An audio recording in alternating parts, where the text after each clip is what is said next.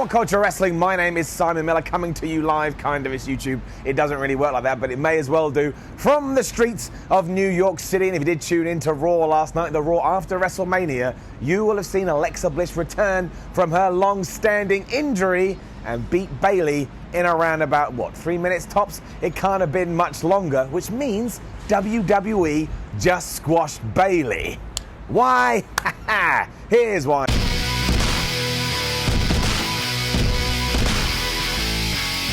That's what happened. If you didn't see it, it was Alexa Bliss, it was Bayley. It was kind of cool to see Alexa Bliss back, obviously at WrestleMania 35. I think you could say, even though that she was, cast as the host of the show, I mean, what did she even do? She came out, she brought Hulk Hogan, she had a couple of backstage skits, but no one is really talking about it a couple of days removed from WrestleMania 35, which is where we are right now. So when we found out that her opponent was going to be Bayley, the first thing that kind of struck you was that Sasha Banks, obviously the tag team partner of the Hugger, didn't come to the ring with her. Now, you could argue this as maybe the pairing were upset that they'd lost their belts at WrestleMania 35, which they did to the Iconics, but really WWE didn't play off that much either. Sasha Banks wasn't even on Raw.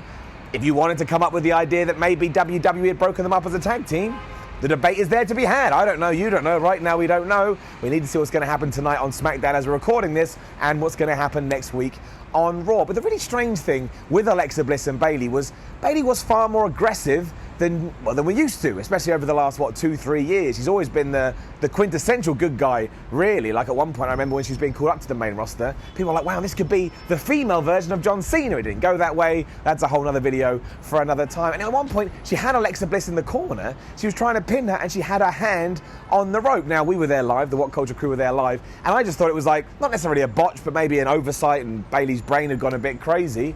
But now, there are rumours in the mill that we may be planting the seeds, and if you watch the Y series or Ups and Downs, I love the planting of seeds in wrestling. It makes me happy that we may be about to turn Bayley heel, which could be why she got squashed by Alexa Bliss. I mean, that makes sense, right? You elevate Alexa Bliss, you remind everyone that she is a wrestler, first and foremost, and that she is a dangerous one, and maybe Bayley goes on some kind of losing streak, or maybe she just starts to show more anger in her work until the point she can turn all the fans and say, ever since I came to Raw and SmackDown, I never got the opportunities. Look what I did down in NXT, and now I'm being booked in ridiculous tag matches and losing to 2 Australians that I don't even like. And I think, why the hell not? Let's do it. We come out the other side of WrestleMania and we do Raw. It's all about starting wrestling anew and starting the new season. Bayley needs something.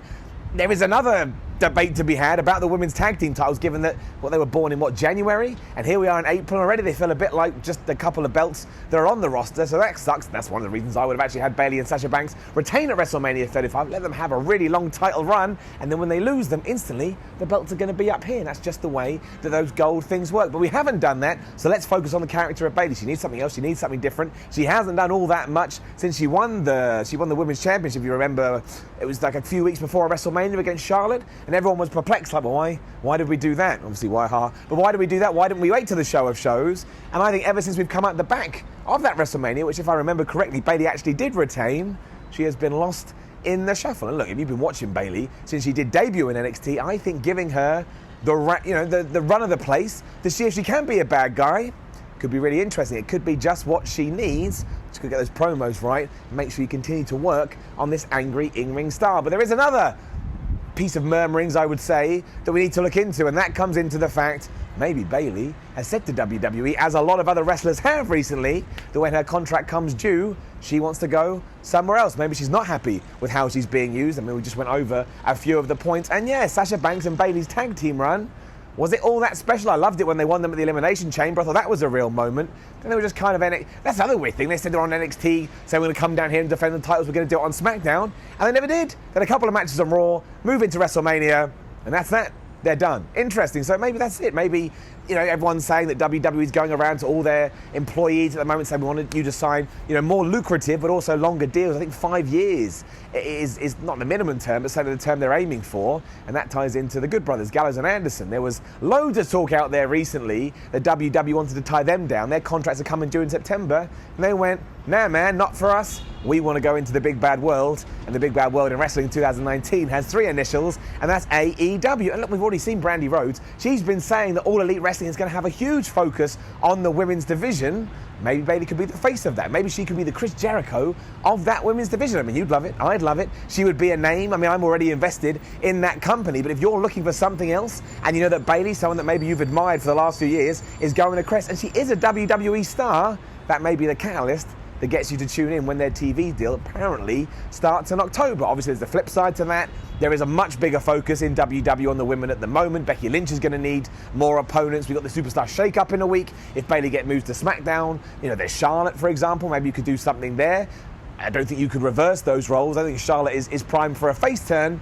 But sometimes when a character has lost their way and you move them onto a different brand, all of a sudden they feel fresh again. It's why I expect Finn Balor maybe to move to SmackDown, and maybe AJ Styles comes across to Raw. Like, all of a sudden you can start going, oh, maybe we're going to get AJ Styles versus Seth Rollins, and that could be the same for Bayley. But let's hope there is something in the fact that Alexa Bliss won so quickly. If we can do more with the Bayley character, I think we'd all enjoy that. But it's out there, it's in the ether. We all need to think about it and keep watching our wrestling television to see what's going to happen. But yeah, she did. She lost in, I would say, if it was 3 minutes, I'd be surprised. Alexa Bliss just got in there, bam, gave her that DDT, 1, 2, 3.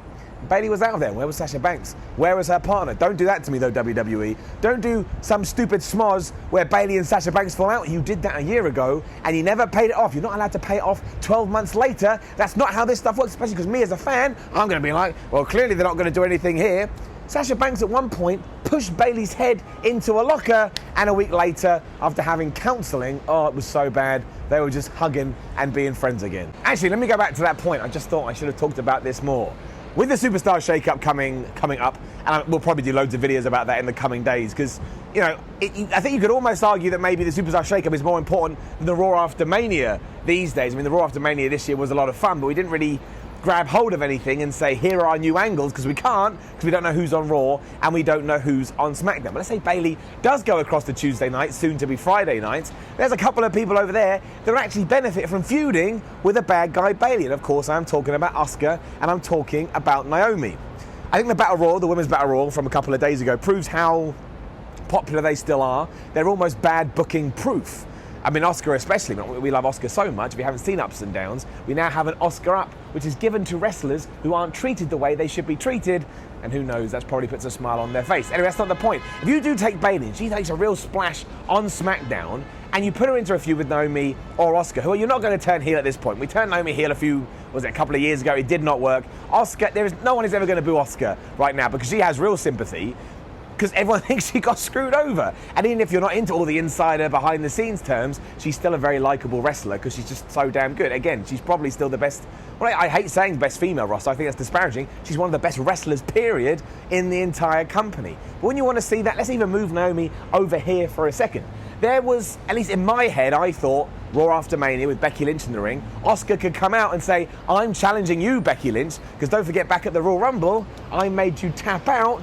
We've got unfinished business. Would have made perfect sense. We went with Lacey Evans. I'm not got a massive problem with that either, because look, if you're going to push Lacey Evans, do it. And let's see how she does. She either sinks or she swims, and we can take it from there. But again, we're not doing that. We need more players to be bringing in. Put Bayley over on SmackDown and do an Asuka-Bayley feud, especially if Bayley's going to go heel. How good would that be? How much would you love to see some kind of love-in or sign of show of respect between those two who, at one point or another, have been beloved by the WWE Universe? And then Bayley, I know she gets a chair or she just waffles her from behind, gives her the Bayley to belly, stares into the camera all like, oh, I'm so mad at the world. Because that's what, the only thing, if you're going to turn a heel, the only thing you can't do is don't flip her on a dime. We just talked about Naomi. That was the problem with Naomi's turn. All of a sudden she was coming out as if she had a bad attitude. And it's like, well, no, you still, like, that's why Daniel Bryan has been smashing it recently. He's still the same guy, but he's taken those thoughts and he's twisted them away that piss people off.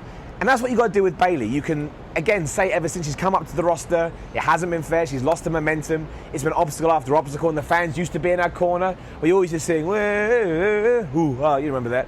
No one does that anymore. And even when she came out on Monday, it wasn't a mega reaction like you usually get for everybody that comes out on that show. So there is stuff there that you can use, and unlike when Becky Lynch tried to do that last November, August, whenever the hell it was, I think Bayley's in a position where people want to care, but they need a reason to care. And the best way to do that is a heel turn over on SmackDown, have a feud with Asuka. You can beat Asuka these days. Everybody beats Asuka. I think I beat Asuka once and nobody even reacted to it because Asuka loses all the time, and eventually it's like the law of diminishing returns. The more you see it, the less it means. So that's an idea for you. It's an idea that would be interesting, and it would give me more material for why videos such as this. That's ridiculous. But I want to know what you want to think. I want you to get in the comments. Tell me, is Bayley going heel? Is she going to leave the WWE?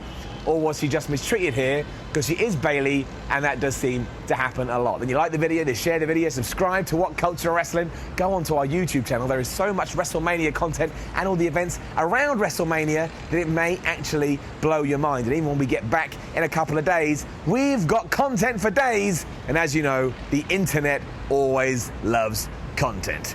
My name is Simon Miller. This was the Why Series. A shout out to everybody that has supported us as we have been out here in New York. You haven't seen the ups and downs for the Raw after Mania. That's probably the funniest one we've ever done. We had a crowd. They loved it. It made me happy. I can go home and when I fall asleep at night, I have a big smile on my face. Keep on watching, and I'll see you soon. Good grief, New York. Stop hooting.